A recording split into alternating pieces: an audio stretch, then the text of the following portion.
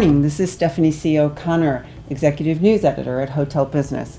We're here this morning at the ALIS 2017 conference in Los Angeles, and we're speaking with David Sonnenblick and Elliot Eichner, principals and co-founders of Sonnenblick-Eichner Company. Good morning, gentlemen. How are you? Morning, Stephanie. Morning. Thank you. Well, we're here. There's a lot of churn downstairs about, are we in a good position? Are we able to do the type of deals that we want to do?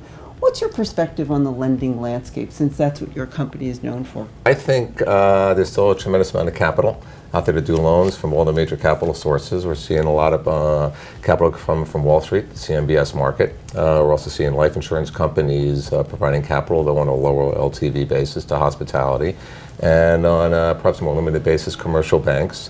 But we're really not seeing any shortage of capital from the major food groups in providing loans for hospitality. Mm-hmm.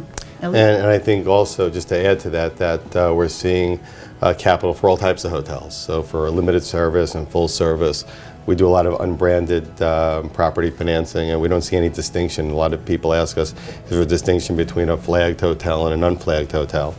No, there isn't for the most part. So we're seeing capital for all types of hospitality, resorts, and really nationwide. How about for emerging brands? Because that's a big deal nowadays with some of the major franchisors. Are they, is there some sort of test field that people need to go to actually see, feel, touch a new product, or are lenders willing to take a chance? That's a very good question, because we're actually working on a canopy deal by Hilton. And we've had some lenders say, well, there's just not a lot of them. We don't sort of know what it is. We haven't been able to see it and feel it. And so for some lenders, that is important. For some of these sort of, I'll call them emerging brands, but the different segments of the hotel spectrum. So for some lenders, that is important. Mm-hmm. Do you feel I just want to add that is a good question. It's kind of interesting. The deal we're doing for Canopy is a development deal, which in general are more difficult than permanent loans. I think that with these emerging brands and even some independent brands that aren't flagged, what's important for these lenders to see is history. So even with seasoned and major brands, we're underwriting historical. It's really hard to underwrite pro forma for hospitality. So we just did a deal down in Austin for a relatively new brand, Archer. And they do have some other products here in the U.S., but it's a new brand. And I think something like the Canopy and other brands, if we can show a historical trend in financials, then we're able to underwrite off of it. But to Elliot's point, new emerging brands are certainly going to be scrutinized perhaps a lot more carefully than something that's been seasoned, as more or less.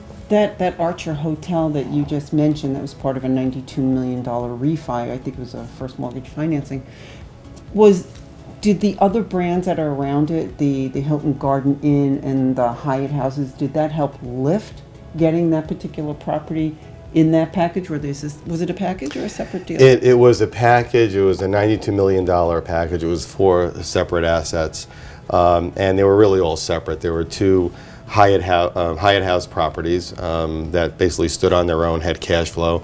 Call them major markets. One was King of Prussia, Pennsylvania, right by the mall. The other one was just outside of D.C. in Virginia.